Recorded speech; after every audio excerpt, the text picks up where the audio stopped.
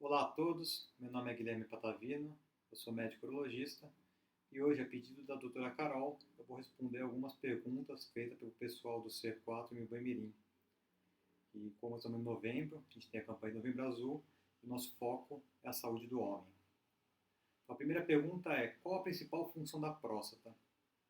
A próstata é uma glândula que fica abaixo da bexiga. Por dentro dela passa o canal urinário, mas ela não faz necessariamente parte da função urinária. A urina é produzida pelos rins, cai na bexiga, e na hora de sair, ela acaba passando pelo meio da próstata. Por isso que algumas alterações prostáticas podem levar a sintomas urinários, mas a função principal dela é sexual. Ela produz grande parte do ejaculado. Ela produz aquele líquido que é onde fica o espermatozoide e que permite que o espermatozoide fique vivo. Tá? Ele consiga se locomover também após a saída do ejaculado.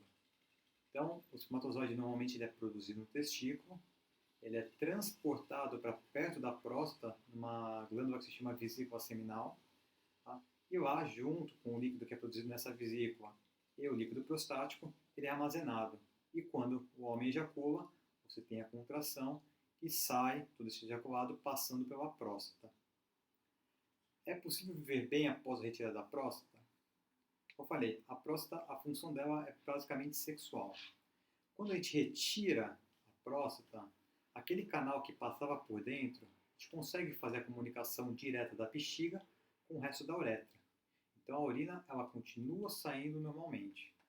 Mas, quando retira a próstata, o paciente não consegue mais ejacular. Na verdade, ele tem aquela sensação de orgasmo, só que na hora do orgasmo não sai nada. Por quê?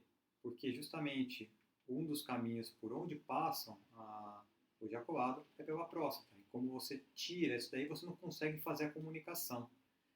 Tá? Terceira pergunta: todo aumento da próstata é maligno? O homem ele tem uma tendência a ter o crescimento da próstata. A gente chama esse aumento da próstata de hiperplasia prostática benigna. A sigla é HPB. Isso daí é normal, natural do homem. No envelhecimento, o homem tem uma tendência a crescer o número de células. A diferença é que algumas pessoas acabam tendo esse aumento tão exacerbado que a gente consegue perceber nos exames de imagem, na ultrassonografia, na ressonância. Então a gente nota que são pacientes que têm uma próstata aumentada de volume, não só o número de células, mas aumenta o volume total. A questão é que a próstata em si aumentada não tem problema. O problema é quando ela cresce para dentro e comprime o canal urinário. Aí sim começa a desenvolver sintomas urinários. E não necessariamente o paciente precisa ter a próstata com esse volume maior. Mas desde que comece a comprimir o canal urinário, que, como eu falei, que é por onde passa, por dentro da próstata, imagine uma mangueira que a gente começa a apertar, o que acontece com o jato urinário?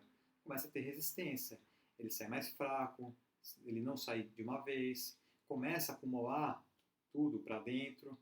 Tá? Então é a mesma coisa. E esse aumento prostático a gente não consegue parar. Não tem remédio que diminua esse aumento prostático. Os remédios que a gente utiliza normalmente dão muitos efeitos colaterais. Tá? Então, geralmente a gente só opta por fazer o tratamento quando o paciente está muito incomodado ou o paciente tem alguma complicação que a gente percebe nos exames. O aumento da próstata pode causar alguma alteração sexual? Em tese, ela não causa alteração sexual. Tá? A gente nota que os pacientes se queixam um pouquinho de diminuição do ejaculado. Por quê?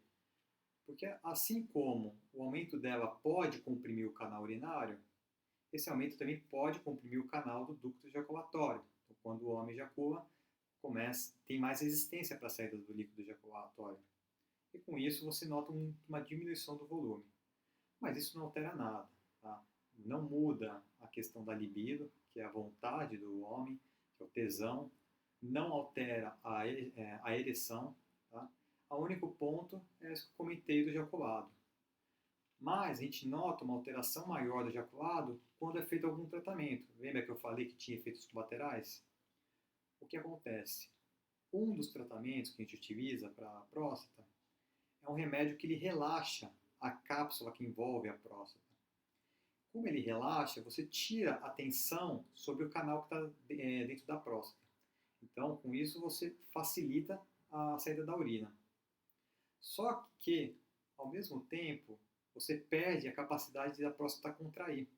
Lembra que eu falei que quando o paciente ejacula, você tem a contração da glândula e com isso elimina o ejaculado? Então, o homem ele acaba perdendo essa capacidade de contração da glândula e você não consegue mais eliminar o ejaculado completo. Então, os pacientes que fazem o tratamento para a hiperplasia prostática, a gente nota que tem uma diminuição do ejaculado. Mas esse remédio ele não mexe na libido, que é o tesão, e nem na ereção. Tem uma outra classe de medicamento que aí sim a gente dá para próstatas muito grandes, que a ideia é justamente mexer no hormônio para diminuir a um longo prazo um pouco o tamanho da próstata. E esse sim, por agir no hormônio, acaba diminuindo um pouco a libido. Mas esses casos a gente dá uma menor parcela. Quarta pergunta. Já foi. Agora vamos falar sobre câncer de próstata. Bom, falei até agora sobre o aumento prostático benigno. Ele é uma doença que é completamente diferente do câncer de próstata. A única semelhança deles é que eles acontecem no mesmo lugar. O câncer de próstata ele é o câncer que é praticamente um dos mais comuns no homem. Se for ver a questão da agressividade, ele não é tão agressivo que nem outros cânceres, por exemplo, câncer de pulmão, câncer de bexiga, que se demorar meses, eles podem até espalhar. O câncer de próstata não, a gente permite que tenha um tempo maior para conseguir acompanhar. Inclusive, tem alguns casos que a gente vê que está na fase muito inicial, e que a gente vê que a agressividade do tumor é baixa, que a gente acaba acompanhando e acaba nem tratando em alguns casos. Tá? Porque, às vezes, o tratamento pode dar mais complicação do que manter o tumor que está lá crescendo lentamente. Bom, quais as chances de cura do paciente? Quando a gente descobre cedo o câncer de próstata, as chances de cura são muito boas. São mais de 80%, lá para 90% de chances de cura. Mas para isso a gente tem que encontrar o câncer localizado apenas na próstata, sem ele ter espalhado células para o corpo. O grande problema é que o câncer de próstata, nessa fase inicial, ele não dá sintoma. Então, diferente da hiperplasia prostática benigna, que tem essa contração do canal urinário, dificuldade de urinar, o câncer de próstata não tem isso. Por quê? Porque normalmente ele é focalizado numa parte da próstata, depois que ele começa a crescer para o resto da próstata. Então, na fase inicial, o paciente não sente nada. E como é que a gente descobre que o paciente tem câncer? Através da prevenção, tá? Que é feita com o toque retal, mais o exame de sangue de PSA. Aí já vou passar para a próxima pergunta, que é: a partir de quantos anos o homem precisa fazer exame de prevenção se já tem histórico familiar de câncer de próstata? Então, falando sobre prevenção, existem alguns tipos de prevenção. A prevenção primária é aquela que eu tento evitar a doença, no caso, tentar evitar o câncer. Para isso, eu preciso conhecer os fatores de risco do câncer. E para o câncer de próstata, existem 3 principais fatores de risco. O primeiro deles é a idade, o segundo é o histórico familiar, e quando eu falo histórico familiar, eu só estou considerando pai ou irmãos. Tios, avós não fazem parte, não consideramos como histórico familiar. E o terceiro são pacientes negros, que eles normalmente têm um tumor um pouco mais agressivo. Tá? Tem uma teoria de que a obesidade esteja relacionada, mas não está nada muito comprovado. A gente sabe que além do câncer de próstata, a obesidade está relacionada com outras doenças. Então a gente também fala na questão da saúde do homem.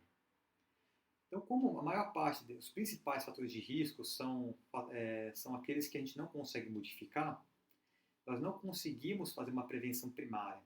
Então, aí a gente parte para a prevenção secundária, que é o quê? A detecção precoce, isto é, achar o câncer numa fase bem inicial. Para fazer isso, como eu tinha falado, a gente precisa fazer duas coisas. Primeiro, o toque retal, que é feito no exame físico, e segundo, a coleta de sangue do PSA. No toque retal, a gente consegue já perceber a alteração na hora. Então, com isso, já pode mudar a nossa conduta para ser um pouco mais agressivo na investigação, como, por exemplo, pedir uma biópsia. Tá? Os exames do toque retal e o PSA, eles fazem que a gente crie possibilidade de ter câncer, mas só conseguimos confirmar depois que fazemos a biópsia. Tá? Então, por isso que é importante ainda fazer o toque retal, porque já na primeira consulta, a gente já consegue direcionar logo para a biópsia e, com isso, fazer o diagnóstico mais cedo. O segundo exame, que é o exame de sangue do PSA, ele é feito através de uma coleta simples de sangue. E o que acontece? O PSA é uma proteína que é produzida na próstata. Então, ele vai aumentar quando você tiver alguma alteração na próstata. Pode ser uma alteração benigna ou maligna. Dependendo do comportamento que o PSA tem, quanto que ele sobe, isso vai nos sugerir se é mais uma doença benigna ou se é mais uma doença maligna. Tá? Então, por isso que não só uma dosagem de PSA é importante, mas a gente fazer o acompanhamento anual, ou às vezes até se o médico indicar, fazer um acompanhamento um pouco mais próximo, para ver o quanto que está crescendo esse PSA, que isso também nos sugere o câncer e pode já indicar logo a biópsia. Vocês perguntaram, mas e para quem tem histórico familiar, que é um fator de risco, quando que a gente começa a pesquisar? A Sociedade Brasileira de Urologia, hoje, ainda fala para fazer todos os homens a partir dos 45 anos. Isso provavelmente deve mudar em breve. Lá na Europa, por exemplo, eles já sugerem para fazer em todos os homens a partir dos 50 anos que não têm um fator de risco. As pessoas que têm fator de risco, como eu falei, histórico familiar, pai ou irmãos, e negros, a gente costuma começar um pouco mais cedo. O mais importante é você pegar, se tem alguém na família, ver o ano que foi feito o diagnóstico, quantos anos a pessoa tinha, e começar pelo menos 10 anos antes. Tá? Isso que é o ideal. Então, se você teve alguém na família com 48 anos, se o seu pai teve com 48 anos, então o ideal é você começar a investigar até mais cedo, com 38 anos. E assim é o principal objetivo nosso, né? O principal foco da investigação do Novembro Azul é o câncer de próstata. Mas não é a única doença. Né? E tem que lembrar que o homem ele não tem o hábito de ir no médico. Então, outras coisas como pressão alta, diabetes, também devem ser investigadas. Então, por isso que é sempre importante falar com quem você conhece para procurar um médico para fazer uma consulta de rotina. E assim, se for detectada alguma alteração, já conseguir direcionar para algum especialista. Pessoal, obrigado pela atenção e até a próxima.